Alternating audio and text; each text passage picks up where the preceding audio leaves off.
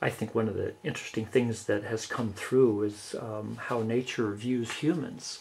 And it's since we have characterized and pigeonholed and digitized, nature so much that we no longer have the perspective on ourselves.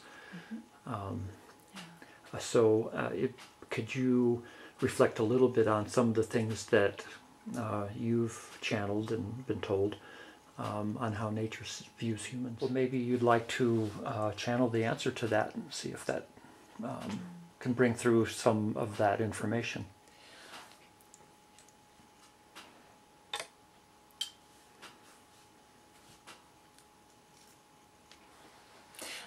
As I go in to tune into those who I channel, and I never am totally sure who that's going to be. They arrive according to who can best express at this time, and it's usually kind of a group that expresses through me. But as I do that, I can feel a real curiosity with this camera among those who are used to speaking without it, and they know that normally my method of tuning into flowers often is to take 100 pictures of one, and by then I know what it looks like physically, intimately, and I've kind of move into the energy of it. So they're used to me being on the other side of the camera. They think this is quite delightful to be on the we're both on this side of the camera now. We are and usually I think it's a game with them, some of them anyway, to almost pose for me, it feels like. And they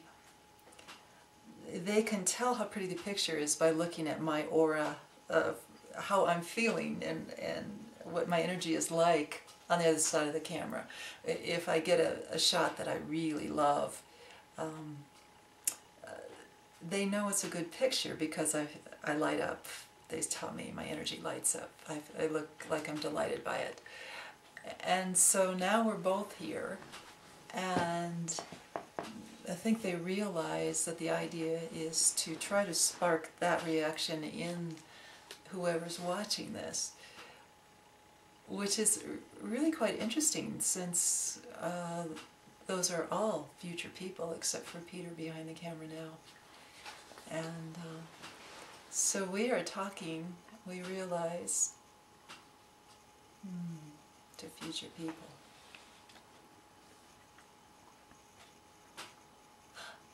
And maybe future daisies, maybe future who knows who.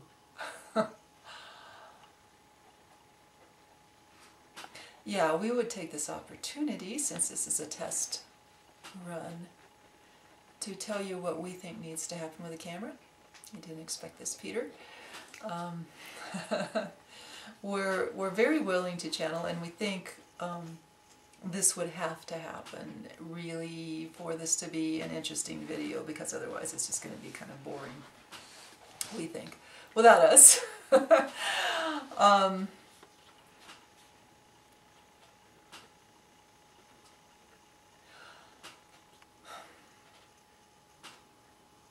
And maybe we can coach Kathy here. There are often meetings between nature beings and humans that happen in what you call virtual reality. Virtual reality is nothing new. It's a metaphor for us touching you in non-physical ways that aren't necessarily space and time dependent. It's such a misconception that to talk to nature, especially, that nature would be the most dense material thing around. I mean that, people think not only that rocks are dumb or flowers are dumb, but that they're very confined to their bodies, and they don't have spirits beyond that, and therefore you can't really relate to them unless you're eating eating the plant or sitting on the rock. And you know that this is very far from true, that we tend to, first of all, have a more global consciousness where Daisy, and I feel like Daisy's coming through me now, I as Daisy am in touch with all daisies all around the planet, and that sounds very simplistic, but when you think about it, it's very profound to be in touch with all the daisies around the planet. You know, you think, what, 6 or 7 billion people is a lot. You can imagine how many daisies there are. We don't take up that much room. And we don't need houses to live in, so there's a lot of us.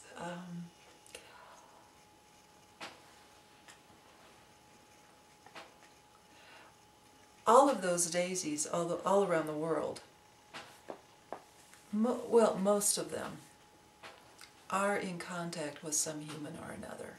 Someone that walks through that field, someone that farms that land. They're considered the weed growing up between the crops. And, you know, we get put in flower arrangements, we show up at weddings in the bride's hands. Daisies are everywhere. And many of them are in human-dominated places. So when you say, will you speak, and I can come through and I can talk to the humans on the other side of that lens, I know those humans. I know, you know, I think there's probably very few humans who have not had an interaction with a daisy and therefore a relationship with a daisy.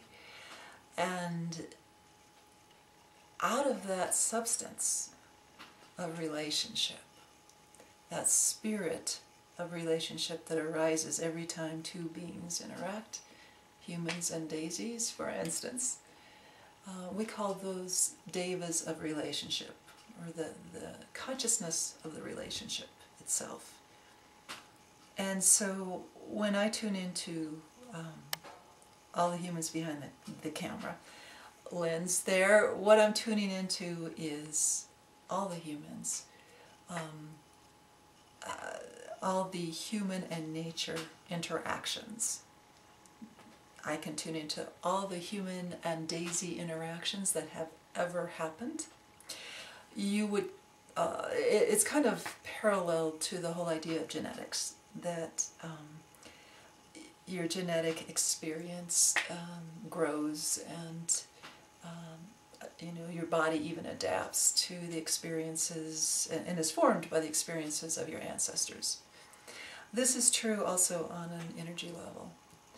And as a nature being, it's very easy for me to tune into all the relationships humans have ever had with daisies. It's like a substance, it's a field. And I can get very specific and see specifics if I wanted to of how a certain interaction felt. And of course, with Kathy I do that often. I will remember her from year to year, based on the interactions we had, which have a consciousness, which live on. But I can do it more globally too. I can tune into the interactions of any daisy with any human, and all of them together. Based on that, of course we have a lot to offer humans. Of course we understand humans.